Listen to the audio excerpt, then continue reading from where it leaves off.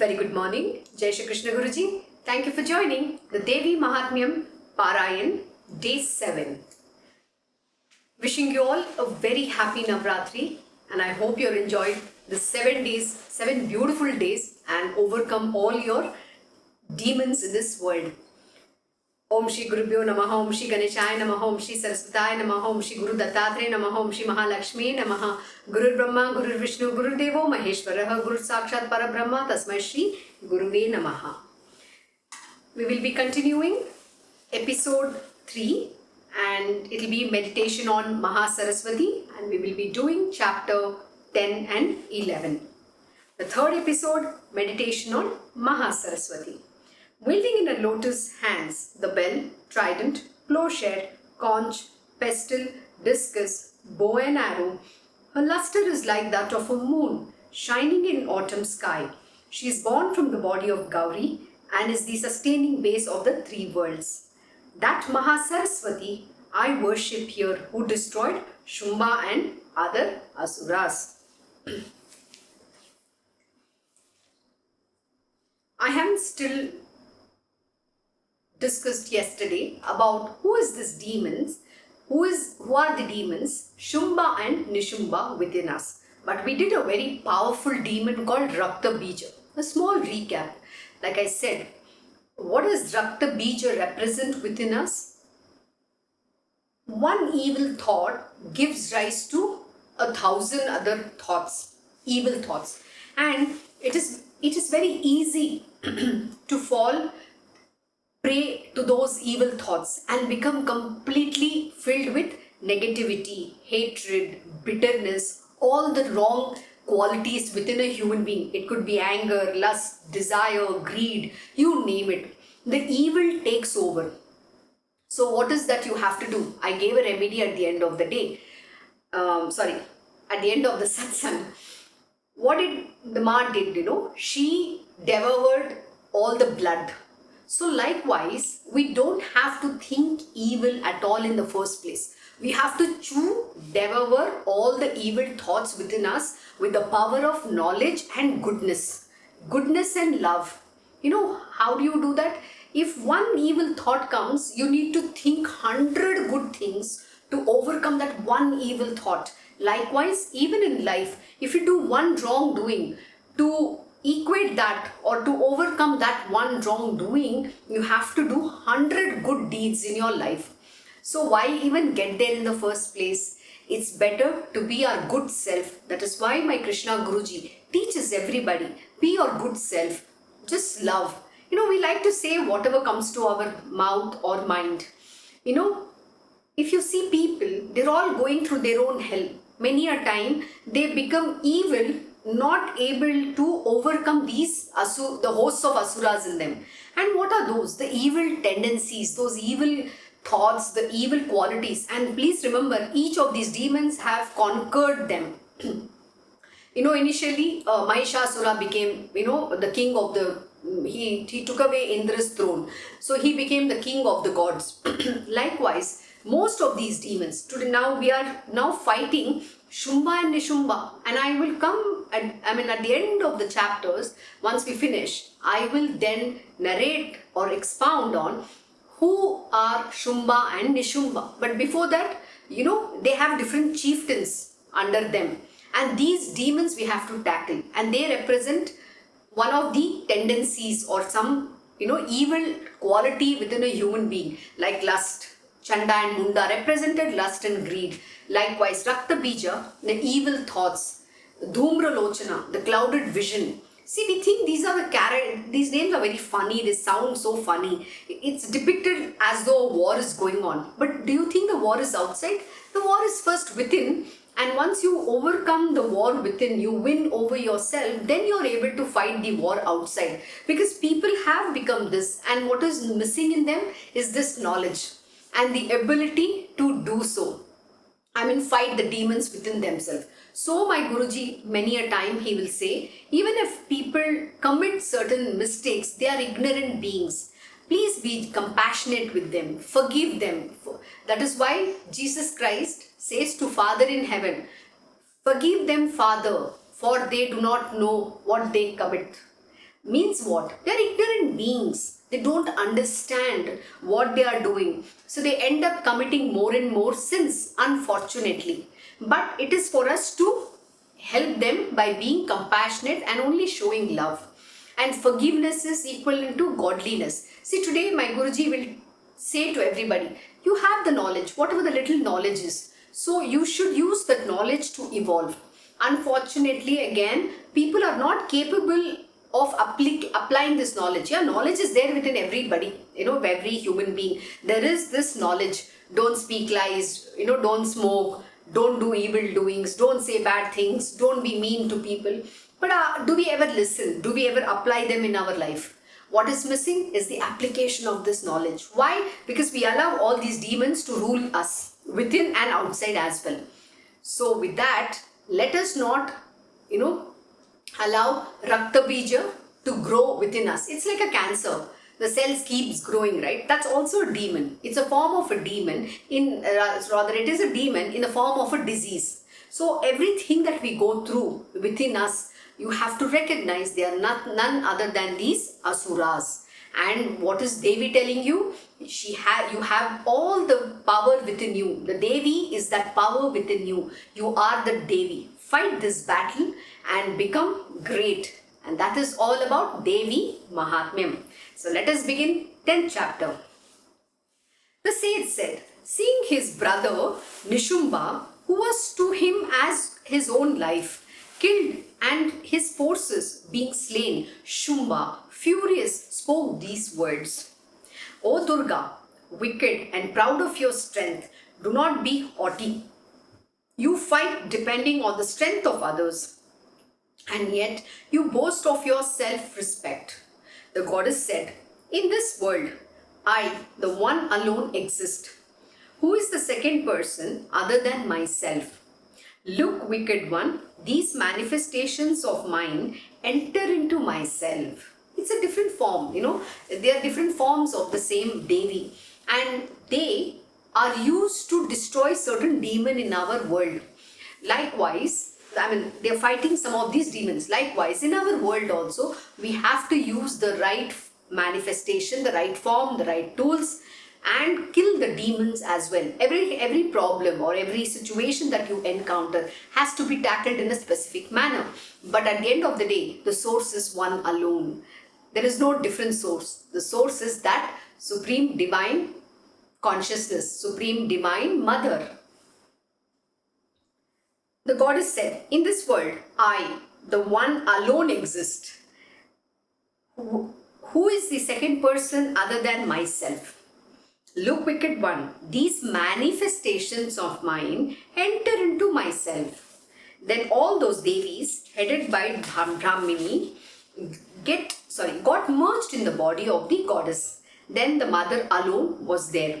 The goddess said, I, by my manifold manifestations, stood here in many forms. These are now withdrawn by me. Alone I stand. Be steadfast in the battle. The sage said. Then started the battle between them both, the goddess and Shumba, striking terror in the witnessing asuras and all the gods. With showers of arrows, the sharp weapons, and with terrific missiles, there arose again a combat between them, fearful to the whole world. What all divine missiles the mother discharged in hundreds. The Lord of Asuras broke them all with nullifying weapons. And what all divine missiles were hurled by him. The great goddess broke them all playfully with fierce grunts and the like. Then that Asura covered the goddess with hundreds of arrows. Angry at this, the goddess too broke his bow with her arrows. His bow broken, the Lord of Asuras got hold of the lance. The goddess broke that also in his hand with a discus. Then the supreme sovereign of the Asuras, wielding a sword and shield figuring 100 moons, rushed at the goddess. As he was rushing forward, Chandika, with sharp arrows released from her bow, broke his sword as well as his shield, spotless like the sun's rays. She felled his horses and the chariot with the charioteer. Then his horse killed, his bow broken, and his charioteer missing. The Asura seized the terrible club, trying to kill the goddess. She cut into pieces with her sharp arrows his club as he rushed towards her. Even then, he leaped at her with speed, lifting his fist. The eminent Asura brought his fist down on the heart of the goddess, and the goddess slapped him in the chest with her palm. Smitten by the blow of her palm, he fell on the ground. The king of Asuras immediately rose again. He rose up and seizing the goddess aloft jumped to the sky. There also Chandika fought with him without any support. Then, causing wonder to the Siddhas and sages, for the first time the Asura and Chandika began to wrestle with each other in the sky. What does it mean? It sounds very weird, right? It sounds, I don't know how, it's quite exciting. And a goddess, a Devi, and a demon are both wrestling. And you can imagine how that looks like, right? But is that what the representation means? The representation within us means we are fighting this demon. We are wrestling constantly. We are battling in our mind. We are fighting with all that might. The goodness in us is trying to fight the demon. But do you see how the demon is trying to overpower? But the problem with a human being is they don't realize that this is the Devi and this is the goodness that they have. They don't use this might to fight the demons within them. And what do they get into? They succumb to the demon and the demon wins over the Devi within us. But in reality, what should happen? The Devi is the one who has to kill the demon, correct? But that is what we don't allow happening. Why? Because you don't have the strength, you don't have the ability, you believe you don't have rather, you think you cannot fight. Because man doesn't have that firmness. Humans are very fallible in nature. They're flimsy, the faith is, baseless. The very foundation of the faith itself doesn't exist. The firmness of the faith also is not there. And when you don't have that conviction, how are you going to fight these demons within you? So it's very easy to become evil. It is very difficult to become divine. That is the might we are talking about. To become divine, you have to rise above, beyond the, beyond the normal process. It's beyond normal. To become extraordinary is what is important. So what do we become? By becoming evil, we become below average. We become very absolute crass human being, ordinary. In our life, we are only taught to become ordinary. To become extraordinary is what you have to aim. To become the best version of yourself is what you have to aim. And this is something nobody teaches you, not even your parents. Your parents will only say, you should get good ranks, study well. Study what? Rote learning. Our education system itself is messed up completely. We have been taught how to mug up, how to do a rote learning and then get good marks so that we can, fight for our college examinations, whatever that you want to get into, IIT, IIMs, you name it. Or you have to fight the battle of race, to come get into the university that you want abroad. So we want to then sell your house, take loans, go abroad. This is all we have taught. Then what happens? Then you get a good job, then you battle life there, then you get into relationship, you get married, you get children, your life is over. Whereas in all of this, where have you empowered yourself? You have only followed a framework which the society has defined, that this is how we have to live in our life. I think I was talking about our foundation. And one of the very important core functions of our foundation is called mythistical way of life. It is knowledge enablement through experiential learning for holistic living. And what does knowledge enablement mean? Knowledge doesn't mean rote learning. It's not education. Education is a standard system which is put in place so that you can get into your college, your degree, you can get all the the qualifications that is required to live in this material world, especially if you want to take up a job. But knowledge is completely different. Knowledge is very powerful. What we are learning here is the knowledge. And this is adhyatmic knowledge, spiritual truth. Truth about who truly we are, Who are these demons? That is Adhyatmic truth. Now, we are only given the understanding about how to get educated. And that too, people today, they don't even care. Thanks to pandemic. Post-pandemic, people have been sitting and taking online exams. Do you think they're even studying? Do you think their mind is even focused in understanding the subject? My Guruji asked a very simple question, to a lot of his students. So I've studied, my stream was commerce. I've done accounting. So he asked me, have you ever applied what you have learned in your school, college, whatever you have educated in? I said, no. Why? Because we just studied so that we can get a degree. We never studied because we wanted to learn. We wanted to gain knowledge. That is knowledge. We never studied for that. We only mugged up the the syllabus, and we went and just vomited over there in the examination, got first class, and we were very proud. Oh yes, I got honors degree, or I got a distinction. That is what we claimed. But knowledge, zero. Application of knowledge, minus. That is what we have been programmed in our life. That is what society has made us into. But it is in our hands to build knowledge. So my Guruji says, you have to go study. You have to understand the knowledge in the light of the truth. What exactly a subject means. It could be any subject for that matter. Simple, take cooking for that matter. People just put, like my Guruji will tell, people just put everything, mix all the masalas, hodgepodge they make, and they say this is some food that they cook. And say, oh, I made this great dish. But have you even understood the process of cooking? First, knowledge. Why do you, for tempering, we add mustard, we add cumin seeds, we add few things. But why should you put mustard first, then followed by cumin seeds and followed by certain other spices? We've never even learned that. The basics, the foundation of cooking itself is not understood. So how do you know you have knowledge? You're just doing it blindly, following something what you have just seen.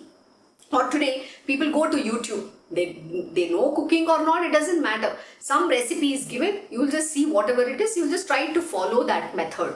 That's all. But you've not studied to understand what does that spice stand for, how it is being grown. We don't go to the source of the subject. We don't go to the depth of the subject. This is a missing factor. And today, through mythistical way of life, this is the knowledge enablement we will be imparting to children, right? In schools, colleges, institutions, universities and corporates, definitely individuals as well, and make them understand how to live a right way of life, having the right knowledge, having the right tools and going in the right direction. Through experiential learning, what we will be enabling them is the application of knowledge. How do you apply what you learn? It's very, very important. So this is the reason, every time when say here we are learning about Chandika is putting full might, she's wrestling with this demon to fight him, that big evil within us. But what happens to a human being? Here the Devi is doing this. She's telling, here we are learning that this is the power we have. I am the Devi, and I have to use that power to overcome this evil within us. But does a human being really do? No, they don't. See, today if you take, we are 8 billion population, globally. And out of this, you just less than 0.1% of the people have some spiritual inclination. Less than that are spiritual people. And if you take 99.99% of the people fall under this category of average human beings.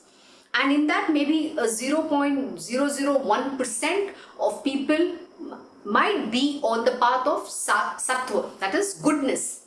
Everybody else, the demon has overtaken them in some capacity or the other. Why? Because we are in Kali Yuga. Kali has to rise, and once Kali rises, she's going to destroy, and the destruction is in the Iron Age. The destruction is what has been programmed. But first, we have to empower the goddess within us. If we don't do, then we'll also succumb to the same way how every other human being lives. Especially, you're guaranteeing yourself cycle of birth and rebirths. So let us continue. Wrestling with him for a long time, the mother uprooted and swung him round and flung him down on earth. What does the word uprooted mean? Mother uprooted. So we have to uproot the evil from the roots. You can't leave the root for the evil to keep growing. So my Guruji will always teach or explain in a nice manner. If something is irritating you, you're upset about something, you're angry, you feel irritated, or something is bothering you. We live in that misery, So he'll always tell us, go to the source, go to the root of the problem, identify where the problem lies, and then you have to remove it from the root and throw it out. And if you do not identify the problem at its source, it is going to grow cancerous, like how the hosts of asuras come, one evil to another, to another, to another, to another. An army of asuras are ready. So you're never going to get out of it at all. So it's very important to address any problem, going to the source, destroying it from the roots. So here very beautifully it is said, the mother uprooted and swung him and flung him down on the earth. Thus thrown, the wicked asura, reaching the ground, jumped up with speed. So what does it happen? So you try to remove any thought and throw it away. Just watch, observe this. Immediately something springs up further in a more powerful capacity. That's exactly what happens within us. Asura reaching the ground, jumped up with speed, raising his fist with the desire of slaying Chandika. Then the goddess, seeing the lord of all the asura folk advancing towards her, felled him on the earth, piercing him in the chest with her spear.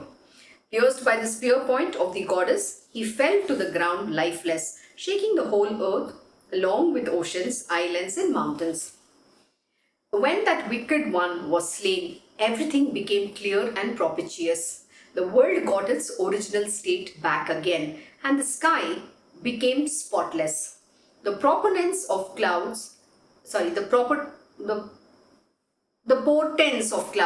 with meteors which appeared previously vanished, and the rivers flowed in their courses after his fall. As he was killed, all the hosts of gods were filled with delight in their minds, and the Gandharvas sang sweetly. Some played on musical instruments, and the bevy of Apsara girls danced. The winds blew favorably, and the sun became resplendent. So here ends the 10th of Devi Mahatmyam in Markandeya Purana during the period of Savarni, the Manu. Now, let us understand who these demons are, Shumba and Nishumba within us. What do they represent? And then we'll continue with chapter 11. Shumba represents the strength in the evil doings. Did you see? They came with the might force. They were the king of the asuras. Who? Shumba and Nishumba. They were not afraid of anything. They demonstrated the strength in evil doings. Have you observed people who do all the wrongdoings in the world? They display the strength. They do everything with power. And they are so much more mightier, Why does that happen? See, once you do one wrong thing, then you are accustomed to repeating the same mistake. So what happens? You fall prey to that. And then you become strong in performing that act of evil. And that is the strength in us. So one wrongdoing, and then the mind will say, it's okay, you've already done. It doesn't matter. You just once. And then the next time you do the same thing. Now, how does it make a difference? If you commit one murder or 100 murders, the punishment is the same. So even if you kill one person or kill 100 people, how does it matter? The punishment is the same alone. There is no extra punishment that you're going to get. At the most, what will happen? They will hang you to death. But here, this is how the mind teaches us. So the strength in the evil doings grows by the day. And you become, you just destroy that voice within you. You're not listening to that, the subtle voice which is telling, don't do this, this is wrong, you're not supposed to do. We kill that inner voice completely. And this demon called Shumba becomes like a god. within you conquers the entire body, head to toe. You're filled with evil. And that is what is called the hosts of Asuras. They have an army of all the evil, of all the evilness which is penetrated through your entire being. So you can't do anything good. You can't think good.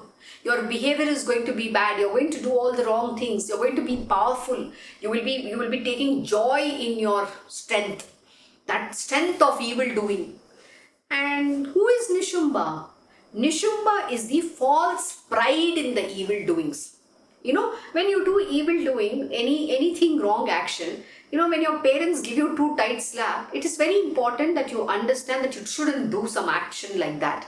But if they allow you to perform that action, what happens? You take a false pride in that evil doing.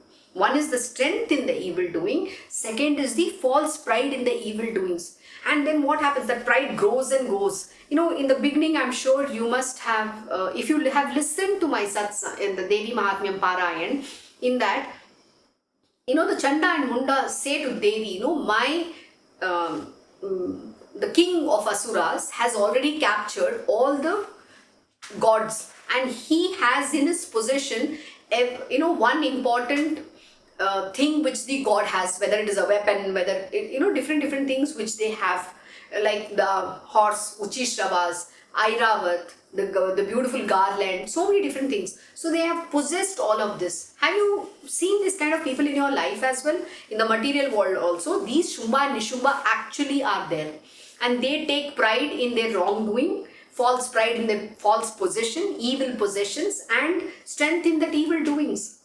Have you not seen people having 10 cars, demonstrating how great they are? All these people exist. These are the demons. In reality, they exist.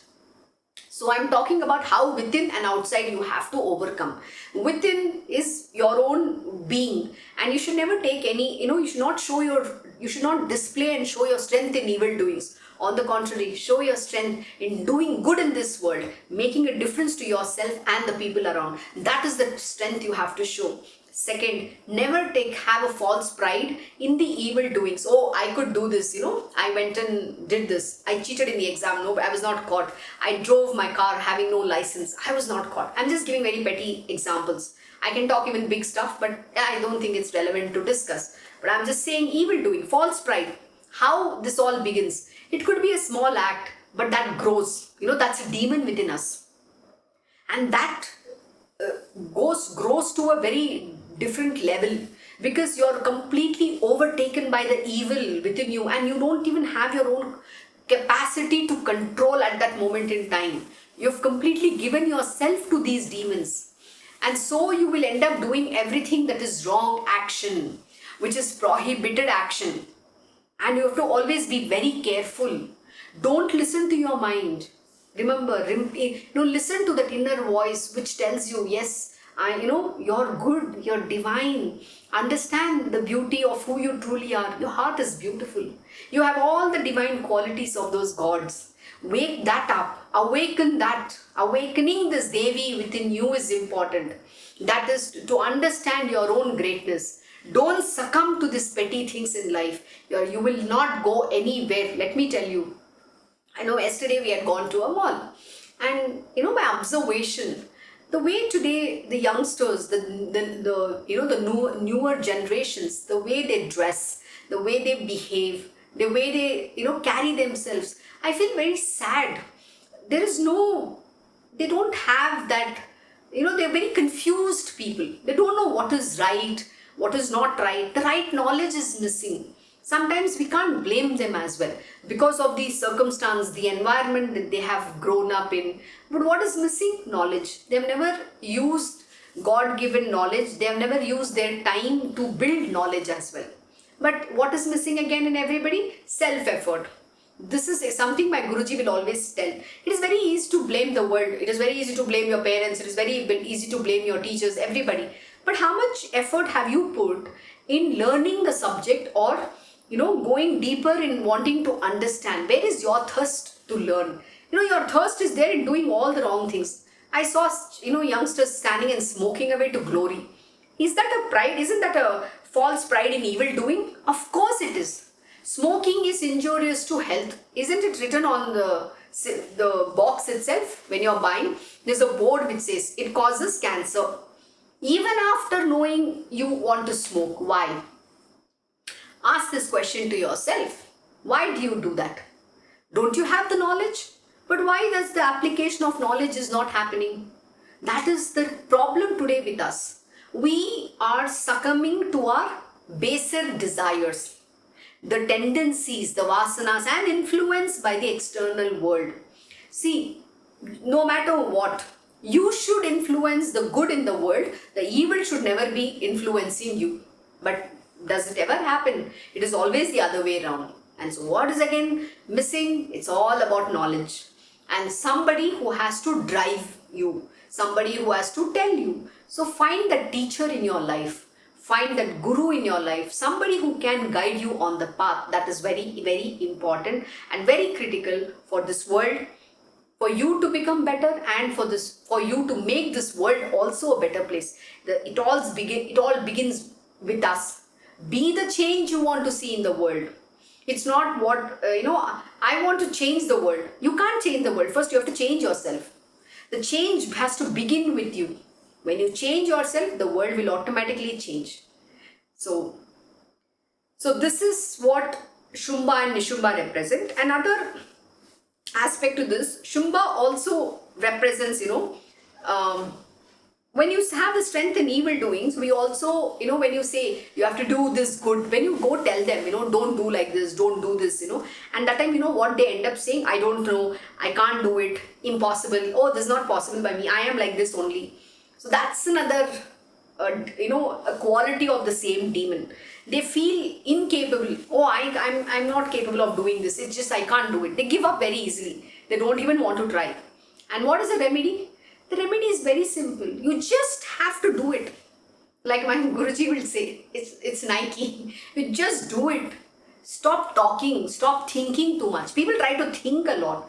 My Guruji say, it all lies in the doership.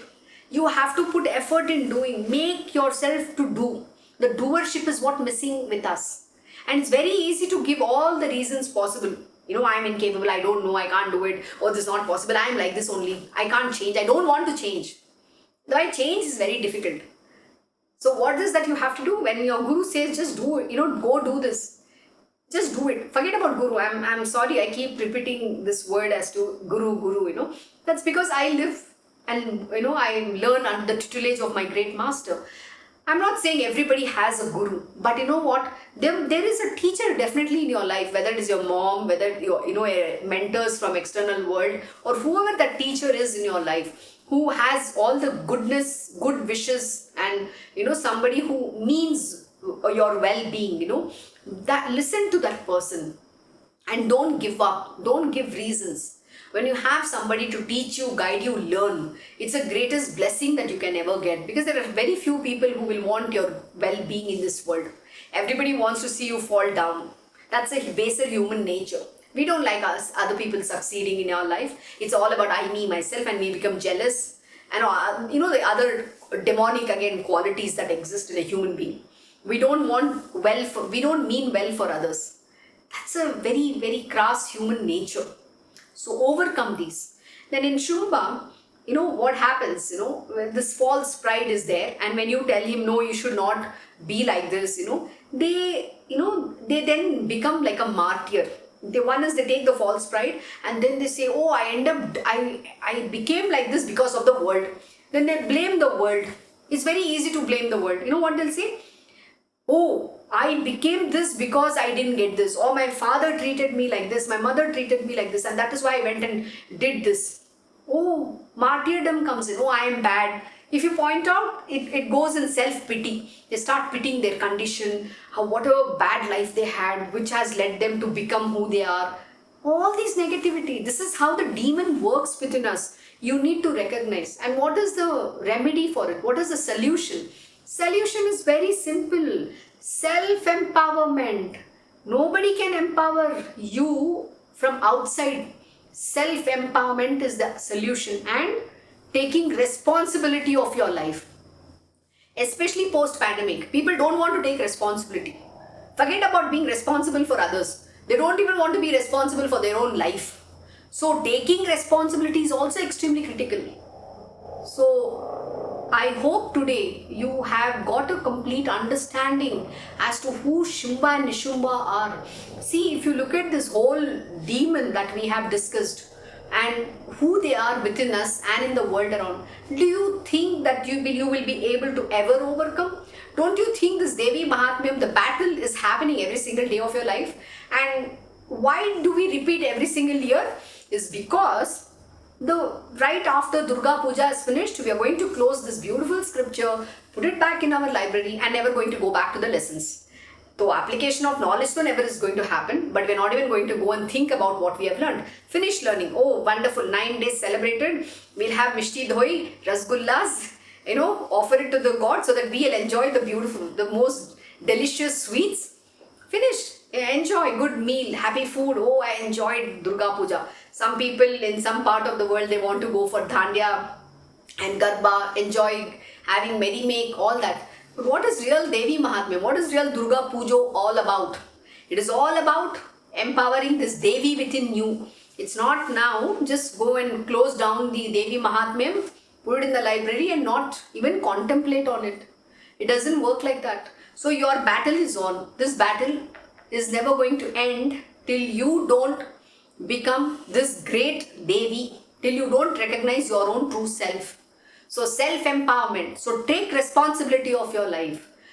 Be very grateful of who you are and be your good self and give love to everybody. Love is the only answer that we have.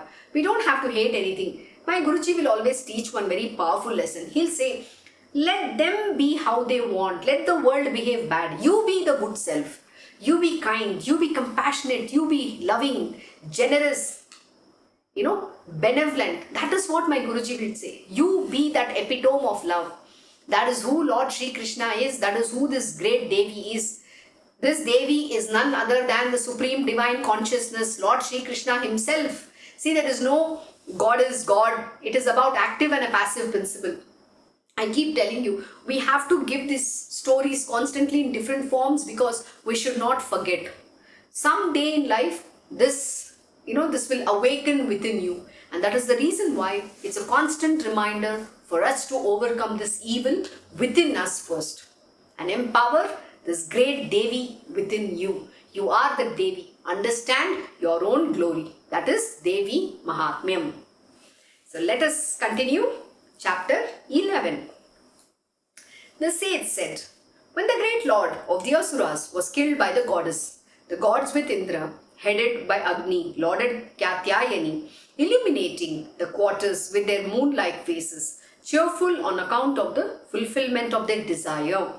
O Devi, O remover of the distress of those who take refuge in thee, be pleased. May thou be gracious. O mother of the entire world, be pleased. O sovereign of the universe, protect the universe. O Devi, thou art the sovereign of the mobile and the immobile. Thou alone art the sole support and basis of the world, because thou standest in the form of the vast earth. O thou, whose valor cannot be challenged, the thirst of all this is quenched by thee, who standest in the form of water. Vishnu's Shakti thou art, of infinite valor. The seed of the universe, thou art the supreme Maya. O Devi, all this is charmed and deluded by thee. If thou art gracious, thou becomes the cause of liberation on earth itself. O Devi, in the world, all ways of knowledge are thy different paths, and all women are thee in entirety. This world is filled by thee, the sole mother. Thou art the supreme fit to be lauded. Thou art also the supreme Lord. So what Lord can we make? Everything is she alone. The goddess has become all. She gives enjoyment and liberation. When thou art lauded thus, what more potent words can be for thy praise? O thou who standest in the form of intelligence in the heart of every person, giver of heaven and liberation, Devi, Narayani, salutation be to thee. O thou who grantest the evolution in the form of Kala Kashta, the force left even after the cessation of the universe, Narayani, salutations to thee. O the auspicious, in all that is auspicious, O the good, the accomplisher of all objects, O adept in giving refuge, the mother of the triple world, Lady, Immaculate, Gauri, Narayani, salutations be to thee. O thou who becomes the force behind creation, preservation and destruction, O eternal one, O resort to the gunas, Purusha, O the makeup of gunas, Prakriti, Narayani, salutations be to thee. O thou resolved to protect the weak and the distressed who take refuge in thee, O the remover of sufferings of every being, Devi, Narayani, salutations be to thee. O Narayani, seated in the chariot yoked to swans, bearing the form of Brahmani and sprinkling the waters with kusa grass, Devi, salutations be to thee. O Narayani, in the form of Maheshwari, wearer of the trident, moon and the snake, mounted on the great bull, salutations be to thee.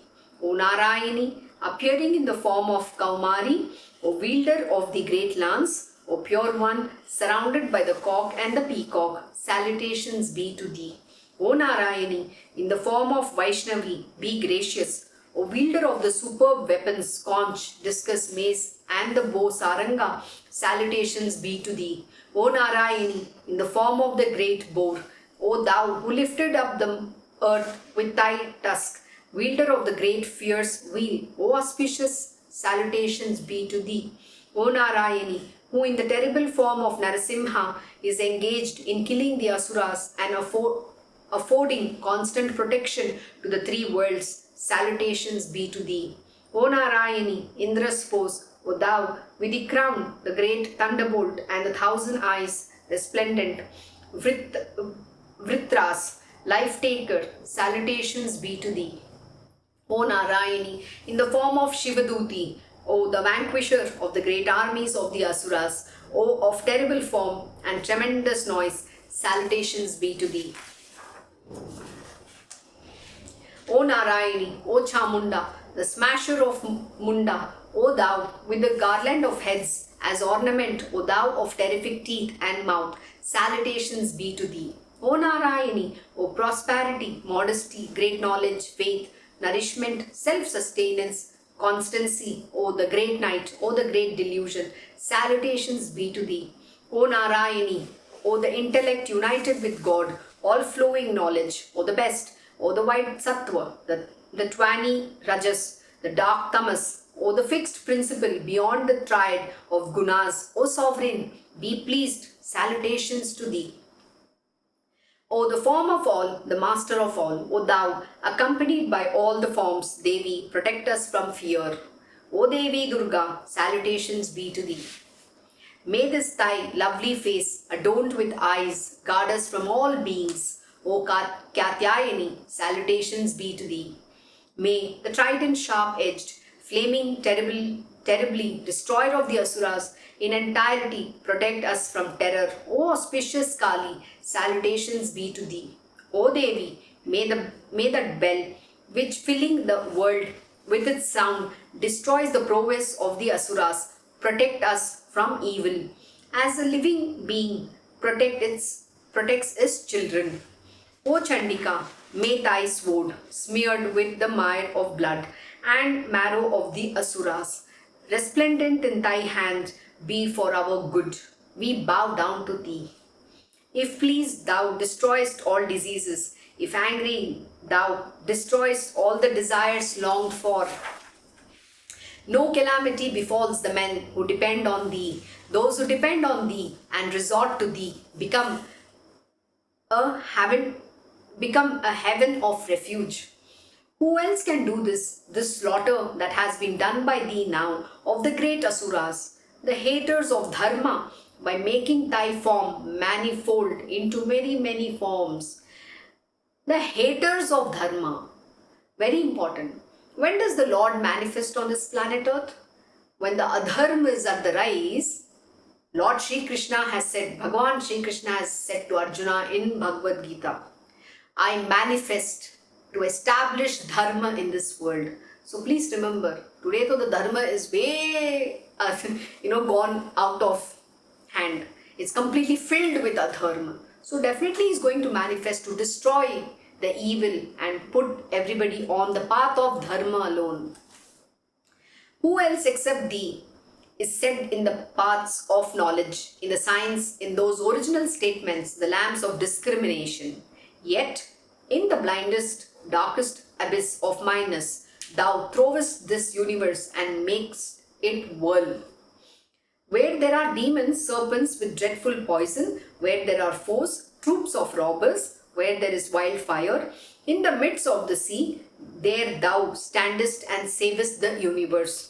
Thou art the sovereign of the universe. Thou protectest the universe, the soul of the universe. Thou upholdest and sustainest here the universe. Thou art worthy to be adored, even by the Lord of the universe. The whole universe takes refuge in those who bow to thee in devotion.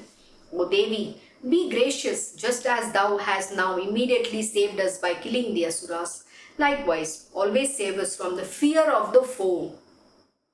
Please subdue the sins of all the worlds and great calamities that are produced by the maturing of evil portents. Be gracious to those who bow to thee, O Devi, destroyer of the distress of the universe. O thou, worthy of praise by the inhabitants of the three worlds, grant what is best to all the worlds.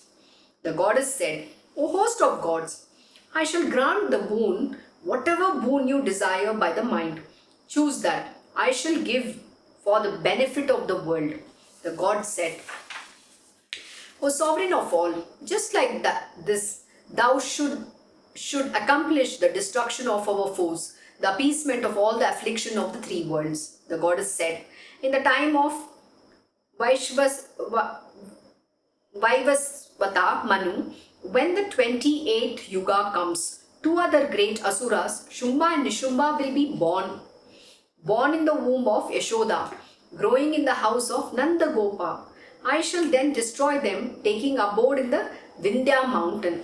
Again, I shall descend on earth in the most terrible form and shall slay the asura Viprachittas.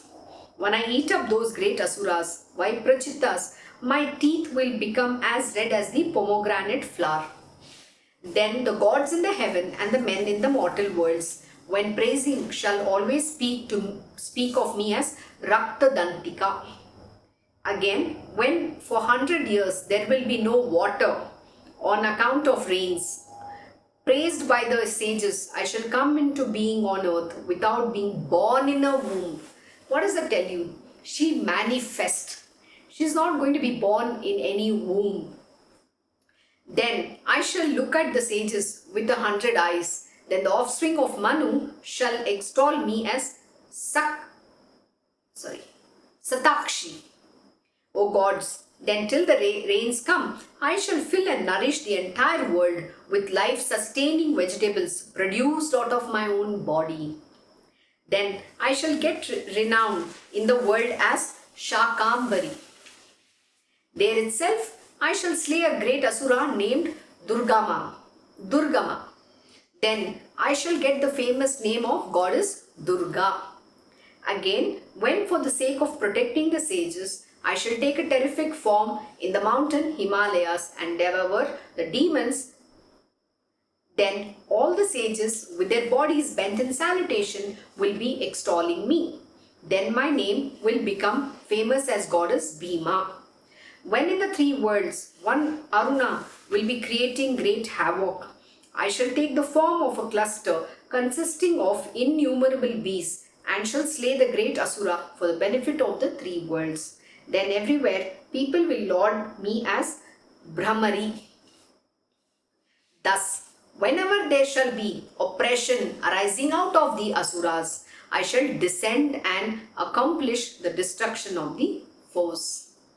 So here ends the 11th of Devi Mahatmyam in Markandeya Purana during the period of Savarni, the Manu. I hope today you enjoyed and you learnt a lot about who these two great demons were or rather are in our life and how to overcome them and how to understand the greatness of that this Devi is you alone, the Devi is not anybody outside, and how this Devi has bestowed that divine power and blessings upon us. I hope you enjoyed today's Devi Mahatmyam Parayan.